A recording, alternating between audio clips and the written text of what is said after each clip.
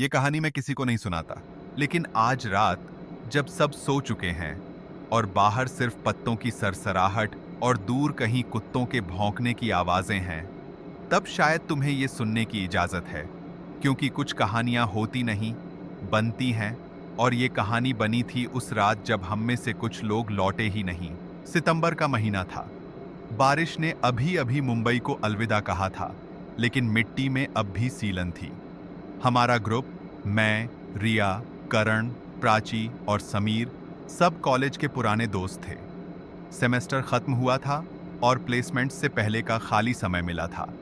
बस सोचा एक रात कुछ हटके करते हैं।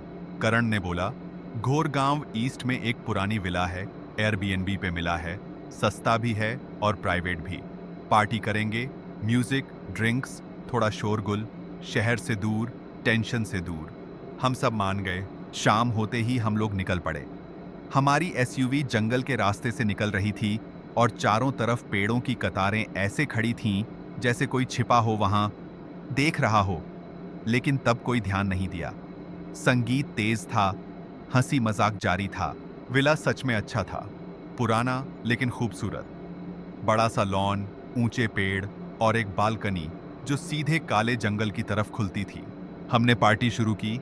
बियर, चिप्स, कुछ झगड़े, कुछ हंसी, कुछ बकवास। रात के करीब 12 बजे प्राची ने बोरियत से कहा, यार बस यहीं तक, इतना बड़ा जंगल है, कोई एडवेंचर करें। रिया बोली, पागल हो क्या, इतनी रात को जंगल में। लेकिन करण को आइडिया अच्छा लगा और धीरे धीरे बाकी सब भी मान गए। समीर ने गाड़ी निकाली और हम निकल पड़े, बिना ये सोचे कि हम किसकी ओर बढ़ रहे हैं। जंगल के बीचों बीच एक कच्चा रास्ता था, घना, संकरा और इतना सुनसान कि गाड़ी की हेडलाइट्स भी जैसे डर रही थीं। करीब 20 मिनट बाद हमें कुछ अजीब दिखा। एक टूटी फूटी सी इमारत, बड़ी, सुनसान। उस पर लगे बोर्ड पर फेडेड अक्षरों में लिखा था, Galaxy mall, closed for renovation. लेकिन ये रेनोवेशन तो जैसे सालों से रुकी पड़ी थी।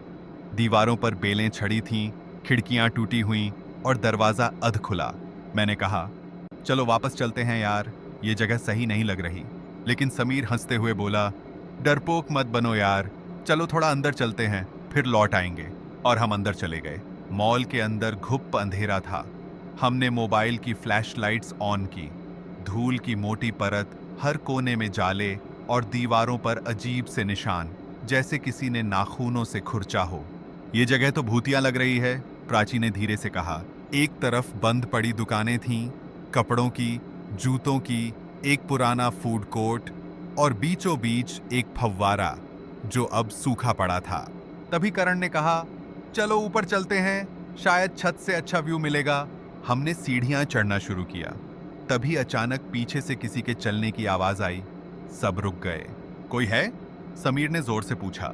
कोई जवाब नहीं, लेकिन आवाज दोबारा आई, जैसे कोई हमारे पीछे पीछे चल रहा हो। हमने घूमकर देखा, कुछ नहीं, शायद बिल्ली होगी, करण बोला। लेकिन उसकी आवाज खुद कांप रही थी। ऊपर की मंजिल और भी खामोश थी। वहां एक पुराना सिनेमा हॉल था, दरवाजा आधा खुला। हम अंदर गए। स्क्रीन फटी हुई थी, सीटों पर धूल, लेकिन सबसे डरावनी बात, आखिरी कतार में कोई बैठा था। वो क्या है? रिया ने कांपते हुए पूछा। हम सबने एक साथ टॉर्च उस ओर घुमाई, लेकिन वहां कुछ नहीं था। मैंने खुद देखा, रिया रो पड़ी। तभी समीर चिल्लाया, करण कहाँ है? हमने इधर उधर देखा। करण हमारे साथ ही था, लेकिन अब नहीं था। उसका फोन कॉल किया, घंटी बज रही थी, लेकिन कहीं से आवाज आ रही थी, ऊपर की ओर से। हम दौड़ते हुए सीढ़ियां चढ़े। एक छोटा कमरा था, शायद स्टोरेज रूम। दरवाजा बंद था।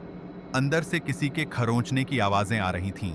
हमने दरवाजा खोला और अंदर जो देखा, करण दीवार की तरफ मुंह करके खड़ा था। उसके नाखून दीवार में धंसे हुए थे, आंखें खाली और होठों से सिर्फ एक ही शब्द निकल रहा था, वो आ गई। इसके बाद चीजें बहुत तेजी से बिगड़ने लगीं। प्राची अचानक गायब हो गई। समीर ने उसे ढूंढते हुए दौड़ लगाई, लेकिन फिर उसकी चीखें आईं और फिर सन्नाटा। रिया और मैं बस भागे। अंधेरे मॉल में रास्ता ही समझ नहीं आ रहा था। हर मोड़ पर जैसे कोई इंतजार कर रहा था। छत से लटकती परछाइयां, दीवारों पर अजीब चीखें और हर दरवाजा जैसे एक और जाल। फिर रिया भी गायब। अब सिर्फ मैं बची थी। मैंने किसी तरह ग्राउंड फ्लोर का रास्ता ढूंढा। मोबाइल की बैटरी खत्म होने वाली थी। दरवाजा बंद था, लेकिन खिड़की टूटी हुई थी। मैं दौड़कर जंगल में भागी, नंगे पांव, खरोंचों से भरी, कपड़े फटे हुए, लेकिन मैं भागती रही। सुबह जब सूरज निकला, एक चौकीदार को मैं सड़क किनारे बेहोश मिली। उसने पुलिस को बुलाया, लेकिन जब हम वापस गए उस मॉल तक, वहां कुछ नहीं था। न मॉल न रास्ता। जंगल वैसा ही था, पर मॉल कहीं गायब था, जैसे कभी था ही नहीं। तुम मानो या ना मानो, मैं जानती हूं वो सब हुआ था। मेरे दोस्त मेरे साथ थे और अब नहीं हैं। लोग कहते हैं हेल्यूसिनेशन, ड्रग्स, मेंटल ट्रॉमा, पर मुझे पता है उस रात हम किसी और दुनिया में चले गए थे, और वो मॉल आज भी वहां है, बस दिखती नहीं सबको, सिर्फ उन्हें जिन्हें वो बुलाती है। अगर आपको ये कहानी डरावनी लगी हो और ऐसी ही कहानियां सुनकर सोने का मजा आता है, तो लाइक करें, शेयर करें और सब्सक्राइब करना ना भूलें। हम हर हफ्ते ऐसी ही डरावनी कहानियां लाते हैं जो आपको नींद भी देंगी और डर भी।